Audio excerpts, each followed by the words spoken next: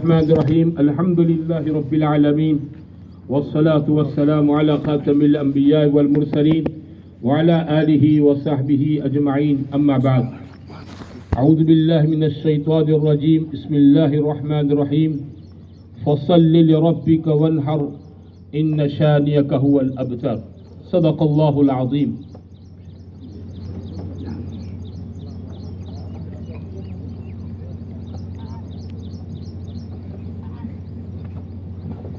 અને નીચે કશું મૂકીને ઊંચું કરો ભાઈ, અને નીચે કશું મૂકીને ઊંચું કરો. محترم بھائیو دوستو, اللہ تعالیٰ کا لاکھ لاکھ شکر اور اس کا احسان ہے کہ اللہ تعالیٰ نے عید الاضحیٰ کی نماز کے لیے ہم سب کو یہاں پر جمع فرمایا. عید الاضحیٰ کی نماز عیدگاہ میں پڑھنا سنت ہے. مسجدوں میں تو بوڑھوں کے لیے, معذوروں کے لیے, بیماروں کے لیے نماز ہوتی ہے. تندرست جوان مجمع کو عیدگاہ میں نماز پڑھنی چاہیے. نبی کریم صلی اللہ علیہ وسلم کی یہ بہت بڑی سنت ہے. مسجد نبی میں نماز پڑھنے کا جو ثواب تھا 50,000 نمازیں, ایک نماز کا ثواب 50,000 نمازیں. اس کے باوجود نبی کریم صلی اللہ علیہ وسلم کے زمانے میں جتنی عید کے موقع آئے اور بغیر کسی رکاوٹ کے باہر میدان میں نماز پڑھ سکتے تھے, مدینہ طیبہ میں آپ نے کوئی موقع ہاتھ سے جانے نہیں دیا. آپ نے خود نے اہتمام فرمایا, صاحب کرام رضی اللہ تعالی عنہم نے اہتمام فرمایا, اور اس کے بعد امت مسلمہ کا ہمیشہ یہ معمول رہا کہ عید کی نمازیں کھلے میدانوں میں شہر کے باہر عیدگاہوں کے اندر ادا کی جاتی ہے. یہ اسلام کے شعار میں سے ایک شعار ہے, ہماری مذہبی خصوصیت ہے کہ ہمارا بہت بڑا مجمع ایک جگہ پر جمع ہو کر اللہ کے اس حکم کو پورا کرے. اللہ تعالی ہم سب کے یہاں جمع ہونے کو قبول فرماوے, اور حق تعالی شان ہوں عید کی تمام برکات, رحمتیں, فضل, کرم سے ہم سب کو اور پوری امت مسلمہ کو مالا مال فرماوے. میرے بھائیوں, اسلام میں 2 عید ہوتی ہے, تیسری عید نہیں ہوتی ہے. لِكُلِّ قَوْمٍ عید, حضور صلی اللہ علیہ وسلم فرمایا ہر قوم کے لیے خوشی کا دن ہوتا ہے. وَهَذَا عِيدُنَا, اور یہ ہمارے خوشی کا تہوار ہے. تہوار نہیں بلکہ یوں سمجھیے کہ یہ خاص ایک عبادت پر انعام ہے. جیسے عید الفطر رمضان کے روزوں پر ہیں, ایسے عید الضحیٰ حضرت سیدنا ابراہیم علیہ السلام کی یادگار میں پڑھائی جاتی ہے, منائی جاتی ہے. اس کے پیچھے حضرت ابراہیم علیہ السلام کی ایک لمبی تاریخ ہے. عید الضحیٰ جس کو ہم بقرعید کہتے ہیں, یہ دن گوشت کھانے کے لیے نہیں ہے خالی, یہ گوشت کے ساتھ مخصوص نہیں ہے, بلکہ اللہ تعالیٰ نے اس کے پیچھے ایک بہت بڑی ہسٹری رکھی ہے جو قرآن پاک میں حق تعالیٰ شان نے ذکر فرمایا ہے. حدیث کی کتابوں میں اور تاریخی کتابوں میں اس کا تفصیل کے ساتھ قصہ منقول ہے. چونکہ ہمارے پاس وقت کم ہے, ہمیں 7 بجے عید کی نماز پڑھنی ہے, مختصر طور پر آپ بزرگوں سے اتنی بات سمجھائی جا سکتی ہے کہ ہمارے نبی کریم صلی اللہ علیہ وسلم کے جد امجد, اوپر کے دادا میں سب سے بڑے دادا حضرت ابراہیم علیہ السلام, ان کے 2 بیٹے تھے, حضرت اسحاق اور حضرت اسماعیل. اللہ تعالیٰ نے حضرت اسحاق علیہ السلام کی نسل میں تقریباً 4,000 پیغمبروں کو پیدا کیا جو بنو اسرائیل کہلائے. قرآن پاک میں جن نبیوں کا نام ہم پڑھتے ہیں, حضرت سلیمان, حضرت داؤد, حضرت موسیٰ, حضرت ہارون, حضرت یحییٰ, حضرت زکریا, حضرت موسیٰ, حضرت عیسیٰ, اور بھی بہت سارے پیغمبر جن کی تقریباً تعداد 4,000 ہیں, وہ اللہ تعالیٰ نے حضرت اسحاق علیہ السلام کی اولاد میں پیدا فرمائے. دوسرے بیٹے حضرت اسماعیل علیہ السلام تھے. اللہ تعالیٰ نے ان کی نسل میں کوئی پیغمبر نہیں پیدا کیا.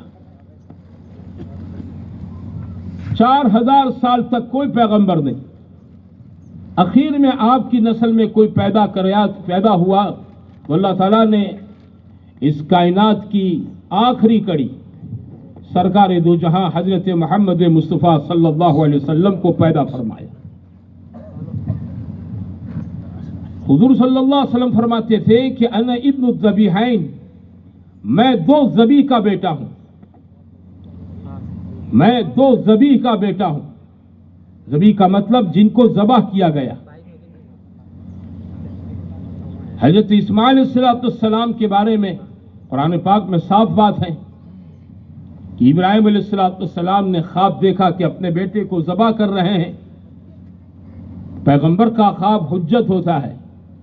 میرا آپ کا خواب کوئی پروف اور دلیل نہیں بن سکتا ہے. چنانچہ اس خواب کی سچائی کو پورا کرنے کا آپ نے عزم کیا اور اپنے بیٹے سے اس کی رائے معلوم کی. بیٹا بھی ایسا ہونہار تھا. اللہ تعالیٰ کو آگے چل کر ان کو نبوت کے تاج سے سرفراز کرنا تھا اور ان کی نسل میں اس کائنات کے سب سے آخری پیغمبر کو پیدا کرنا تھا. ایسا موتی فرما بردار بیٹا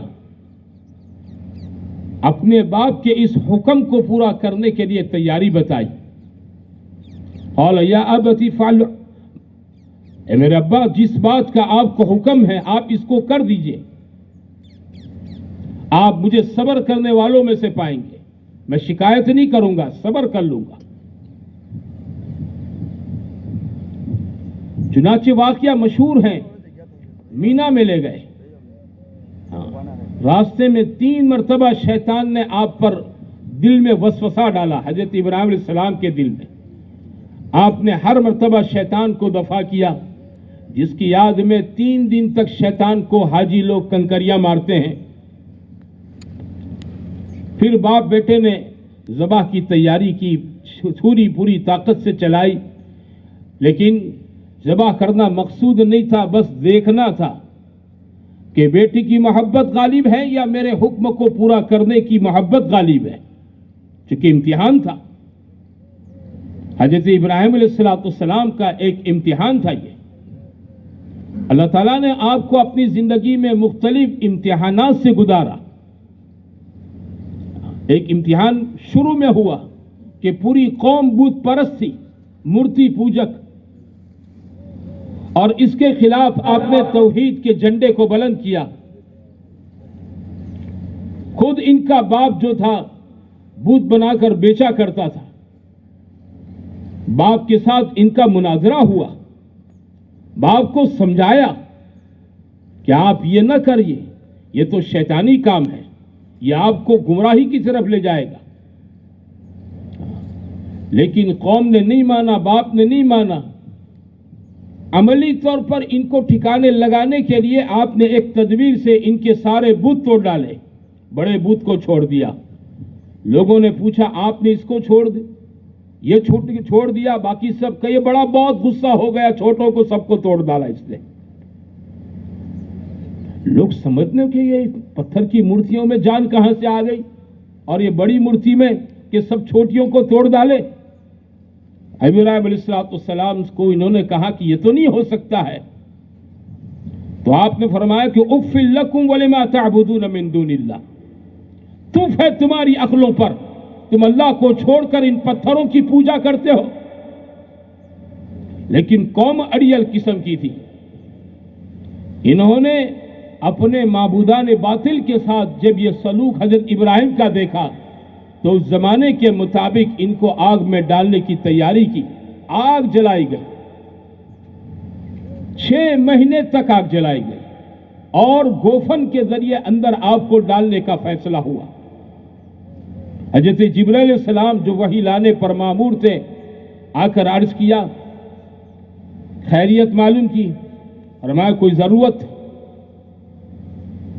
کوئی آپ کے کام کے اندر آپ کی اس مجبوری میں کوئی مدد، لیکن حضرت ابراہیم علیہ السلام پکے موحد تھے، غیر اللہ کی طرف نظر نہیں تھی۔ حضرت ابراہیم علیہ السلام کا بے مثال ایمان، بے مثال اللہ سے تعلق۔ حضرت جبرائیل علیہ السلام سے کہا کہ نہیں، اگر تمہاری طرف سے ہے تو مجھے تمہاری کوئی ضرورت نہیں ہے، ہاں جس اللہ کی وجہ سے میں آگ میں ڈالا جا رہا ہوں وہ اوپر سب دیکھ رہا ہے۔ چنانچہ آگ میں ڈالا گیا، اللہ تعالیٰ نے ان کی آگ میں پڑتے ہی آگ کو حکم دیا، یا نارو کونی بردوں و سلام علی ابراہیم، یا آگ ٹھنڈی اور سلامتی والی ہو جا۔ پوری دنیا کے اندر جتنی آگ تھی وہ ساری آگ اس وقت اللہ کے حکم سے بجھ گئی، آگ نے نقصان نہیں پہنچایا، اس امتحان میں پاس ہو گئے۔ پھر قوم سے ناراض ہو کر آپ نے عراق سے شام ہجرت کی، اللہ نے 86 سال کی عمر میں بیٹا دیا اسماعیل۔ اللہ نے دوسرا امتحان لیا کہ ماں بیٹے کو جا کر ایسی وادی میں، ایسی سنسان جگہ میں چھوڑ دو۔ چنانچہ آج جہاں مکہ المکرمہ ہے وہاں کچھ آبادی نہیں تھی، ایک دم چپاٹ سپاٹ میدان، اس میدان میں جہاں نہ گھاس کا تنکا نہ پانی کا قطرہ۔ یہ دوسرے امتحان میں چھوڑ دیا ماں بیٹے کو، چھوڑ کے چلے۔ آپ کی بیوی حضرت حاجر نے فرمایا کہ آپ کہاں چھوڑے جا رہے ہیں؟ یہاں نہ کوئی غمخوار ہے نہ کوئی بات کرنے والا ہے۔ ایک باسکٹ میں تھوڑا سا کھجور تھا، مشکیزے میں پانی تھا۔ حضرت حاجر نے کہا کہ یہ اللہ کا حکم ہے؟ فرمایا ہاں یہ اللہ کا حکم ہے۔ قصہ مختصر چھوڑ دیا۔ بیٹے کو پیاس لگی، پانی کھجور تھوڑا تھا ختم ہو گیا، پیاس سے تڑپنے لگا۔ حضرت حاجر پانی کی تلاش میں، پاس میں صفا مروہ کی پہاڑی تھی، ماں تھی اندر سے بے قرار تھی، بچے کی جان بچانے کے لیے پانی کو تلاش کرنے کے لیے کبھی صفا پر، کبھی مروہ پر، کبھی صفا پر، کبھی مروہ پر 7 چکر کاٹے۔ آج بھی سارے حجاج اس کی یاد میں 7 چکر پورے کرتے ہیں، اس کے بغیر ان کا حج عمرہ نہیں ہو سکتا ہے۔ یہ خاندان ابراہیمی کی سنت ہے۔ چکر ابراہیم علیہ السلام نے نہیں کاٹے تھے، اس بے قرار ماں نے کاٹے تھے بچے کی جان بچانے کے لیے۔ اللہ تعالیٰ نے حضرت ابراہیم علیہ السلام پیاس سے اپنی ایڑیاں پیر رگڑ رہے تھے، وہیں سے زمزم کا پانی کا چشمہ اللہ نے نکالا، جو آج تک دنیا میں آج تک موجود ہے، اور اس پانی کو پینا ہر مسلمان اپنے لیے عزت اور شرافت سمجھتا ہے۔ دنیا میں اتنا تندرست اور اتنا اچھا پانی کوئی نہیں ہو سکتا ہے جو ابراہیم کی ایڑی کے رگڑنے سے اس کشمکش کی حالت میں نکلا۔ یہ دوسرا امتحان تھا۔ ابراہیم چلنے پھرنے کے قابل ہو گئے تو خواب کے ذریعے سے دکھایا گیا، بیٹے کو ذبح کرو۔ بیٹے کو ذبح کرنے کے لیے مینا میں لے گئے، تیاری کی گئی، چھری چلائی گئی۔ اللہ تعالیٰ نے باپ بیٹے کے اندر کے ارادے کو بھانپ لیا کہ میرے حکم کو پورا کرنے کے لیے بیٹا اپنے باپ کی جدائی برداشت کرنے کے لیے تیار، اور باپ جس کو اتنی بڑی عمر میں ہم نے ایک اولاد دے رکھی ہے، اس اولاد پر ہمارے حکم سے چھری چلانے کو تیار۔ اندر کے جب پختہ ارادے کو، مضبوط ارادے کو دیکھ لیا تو اللہ تعالیٰ نے آسمان سے کہہ لیا، باس باس باس، ہم نے دیکھ لیا، تم نے خواب کو سچ کر دکھایا۔ وَفَدَيْنَاهُ بِذِبْحٍ عَظِيمٍ۔ حضرت اسماعیل علیہ السلام کی قربانی کی عوض میں اللہ تعالیٰ نے آسمان سے ایک میڑا بھیجا، اور اس میڑے کو اسماعیل علیہ السلام کی جگہ پر ذبح کیا گیا۔ اس وقت سے لے کر آج تک ہمارے یہاں یہ قربانی کی سنت رائج ہے۔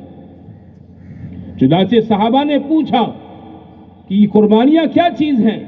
تو آپ نے فرمایا یہ تمہارے باپ ابراہیم علیہ السلام کی یادگار ہے۔ دنیا میں بڑے بڑے لوگوں کی یادگار منائی جاتی ہے، ان کے اسٹیچو کھڑے کیے جاتے ہیں، ان کی جنم جینتیاں منائی جاتی ہے کہ لوگ انہیں بھول نہ جائیں۔ اللہ تعالیٰ نے ہمارے لیے حضرت ابراہیم علیہ السلام جن کا اس امت پر احسان ہے کہ ہمارا نام امت مسلمہ ہمیں کہا گیا. ہم سے پہلی امتوں کو وہ مسلمان تھی لیکن امت مسلمہ نہیں کہا گیا، ان کو بنو اسرائیل کہا گیا. آج غزہ فلسطین میں جو جنگ چل رہی ہے اور یہود اپنے آپ کو اسرائیلی کہہ رہے ہیں، قرآن میں جا بجا اللہ تعالیٰ نے ان سے خطاب کیا یا بنی اسرائیل یا بنی اسرائیل یا بنی اسرائیل. لیکن اس امت کو اللہ تعالیٰ نے حضرت ابراہیم علیہ السلام کے کہنے پر وَسَمَّاكُمُ الْمُسْلِمِينَ اس امت کا نام مسلمان ان کے دادا حضرت ابراہیم نے رکھا. گھروں میں نام رکھے جاتے ہیں، ارے بچے کے نام رکھے جاتے ہیں. یہ امت تو پیدا بھی نہیں ہوئی تھی، اس امت کے نبی بھی پیدا نہیں ہوئے تھے. یہ امت صدیاں دور تھی. ابھی حضرت ابراہیم علیہ السلام نے اپنے بیٹے اسماعیل علیہ السلام کی پوچھ سے نکلنے والے نبی کی امت کے لیے نام پسند فرمایا. کیا پسند فرمایا؟ مسلمین، مسلمان. ہمارا مسلمان نام کسی ولی بزرگ نے نہیں رکھا ہے یا کسی ملک کی کسی کوئی رجسٹرڈ دفتر والوں نے نہیں رکھا ہے. پوری امت، چاہے وہ کالے ہو، گورے ہو، عرب ہو، عجم ہو، جنگل میں رہتے ہو، دیہات میں رہتے ہو، شہر میں رہتے ہو، یہ نام چوائس کیا ہوا ہے سیدنا حضرت ابراہیم علیہ السلام کا، جن کی قربانی کی یادگار کا آج یہ دین ہے. حضرت ابراہیم علیہ السلام کی اس قصے میں اور آپ کے ان تمام امتحانات میں ہمیں آپ کو کیا سبق ملتا ہے؟ ہمیں یہ سبق ملتا ہے کہ ایک طرف اللہ کا حکم ہے اور ایک طرف دل کی چاہتے ہیں. کیا چیز چوائس کرتے ہو؟ ہر آدمی کی الگ الگ چاہت ہوتی ہے. زندگی میں اس امتحان سے روزانہ میں آپ دو چار ہوتے رہتے ہیں. اس امتحان سے ہم میں سے ہر ایک آدمی گزرتا ہے. اللہ کا حکم پورا کرنا ہے یا اپنے جی کے چونچلے کو پورا کرنا ہے؟ اللہ کا حکم پورا کرنا ہے یا اپنا دنیاوی فائدہ دیکھنا ہے؟ اللہ کا حکم پورا کرنا ہے یا اپنے من کی مراد کو پورا کرنا ہے؟ اس امتحان سے ہر مسلمان گزرتا ہے. اس امتحان سے روزانہ میں آپ گزرتے ہیں. ابراہیم علیہ السلام کے سامنے ایک طرف اپنی چیزیں تھی، بیٹا تھا، بیوی تھی، اپنی خود کی عزت تھی، اپنا خود کا وطن تھا. یہ ساری چیزیں آپ نے اللہ کے نام پر ٹھکرا دی، اللہ کے حکم پر ٹھکرا دی. آج کا عید کا سبق مجھے آپ کو، میرے دوستو بھائیو، آج کا دین ہمیں آپ کو اس بات کا سبق دیتا ہے کہ اللہ کے حکم کے سامنے ہمیں دنیا کی بڑے سے بڑی چیزوں کو ٹھکرا دینا چاہیے.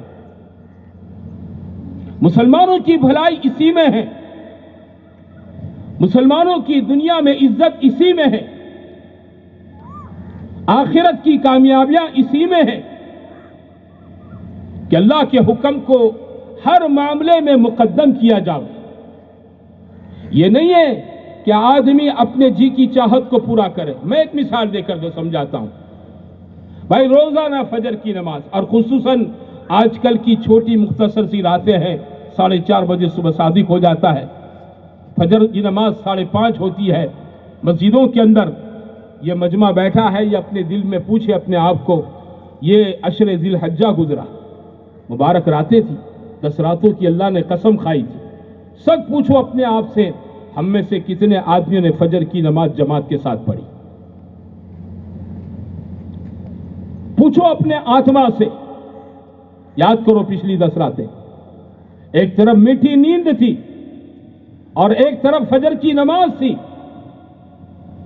کیا چیز ہم نے پسند کی؟ امتحان تھا میرا آپ کا، امتحان تھا، یہ پریکشا تھی اللہ تعالیٰ شانو کی طرف سے. ایسی تو روزانہ میرے بھائیوں، میرے آپ کی مختلف زندگی کے شعبوں میں پریکشائیں ہوتی رہتی ہے. میں نے تو نماز کی ایک مثال دی، ایک سیمپل بیان کیا.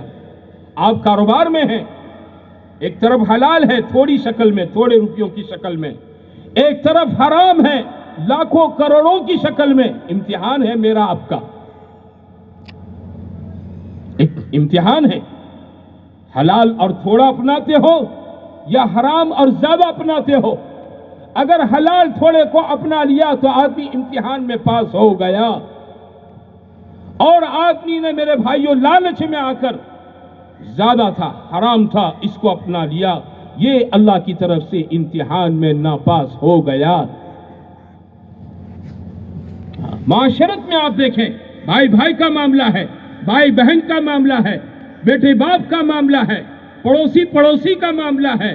ہوتی ہیں ایک دوسرے سے شکایتیں، ہوتی ہیں شکایتیں، لیکن آدمی اللہ کے حکم کو دیکھیں کہ مجھے کس بات کا حکم ہے.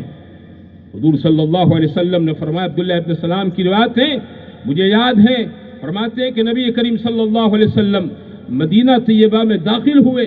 آپ کی زبان مبارک سے جو پہلے کلمات سنے وہ یہ تھے، یا ایھا الناس افشوا السلام اطعموا الطعام وصلوا الارحام وصلوا باللیل والناس نیام.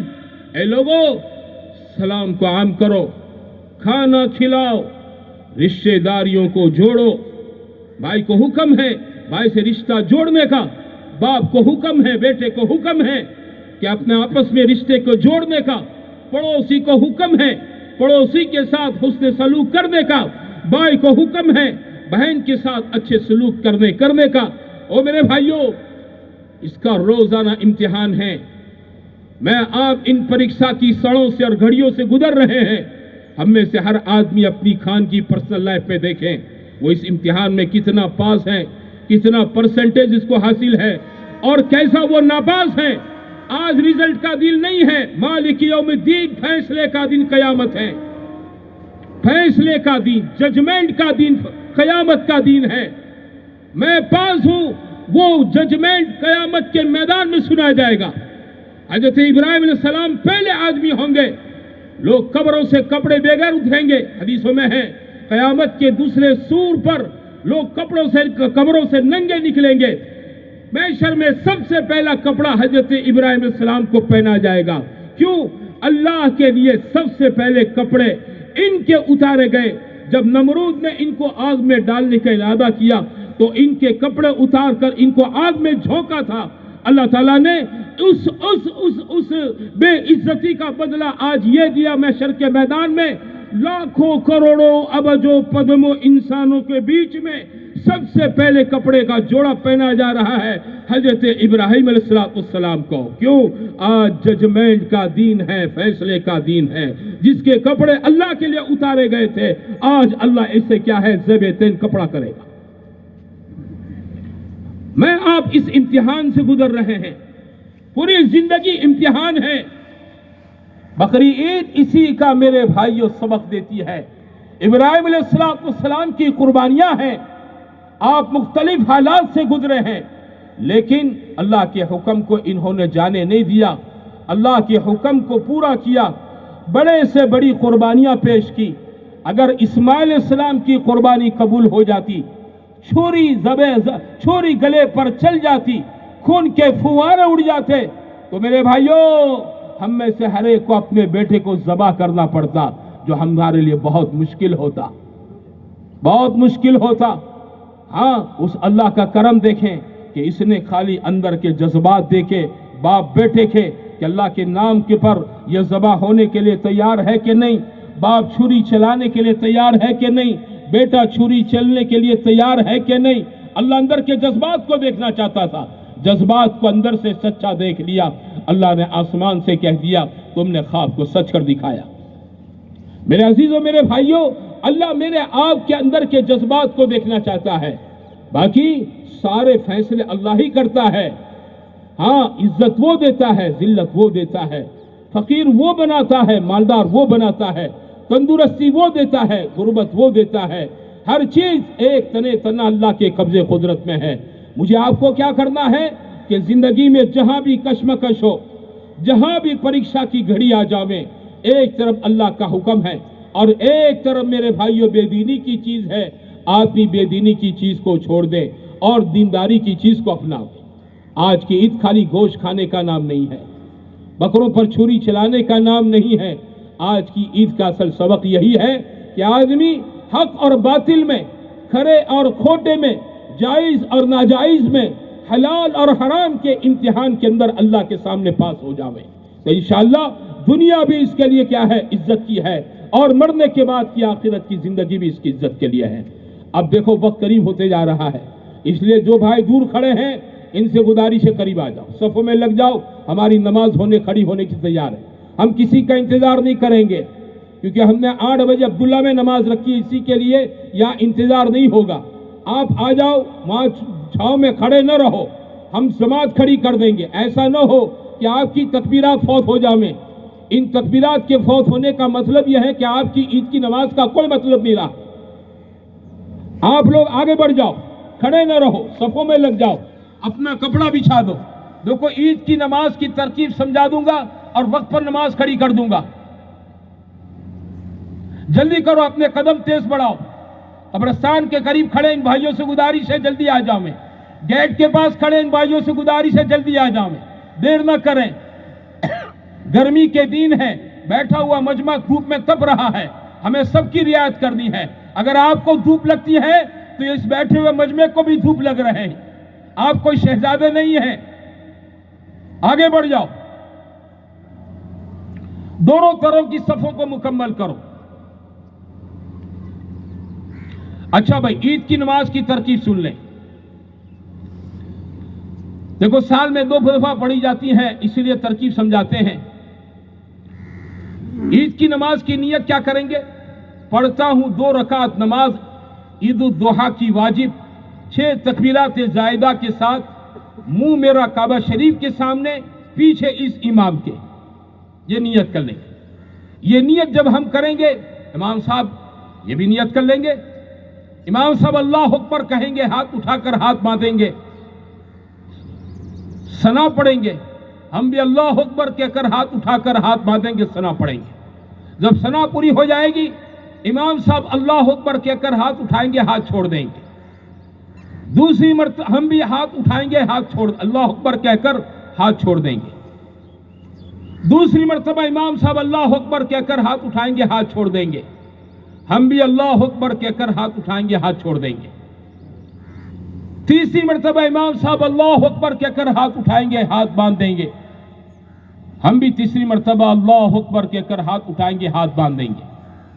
اب ہم کو خاموش رہنا ہے۔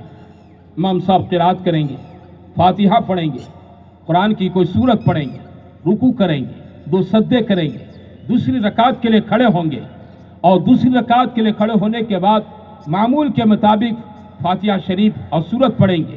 پہلی رکعت مکمل ہو جائے گی قرات کے اعتبار سے۔ رکوع میں جانے سے پہلے دوسری رکعت میں امام صاحب اللہ اکبر کہہ کے ہاتھ اٹھائیں گے، ہاتھ چھوڑ دیں گے۔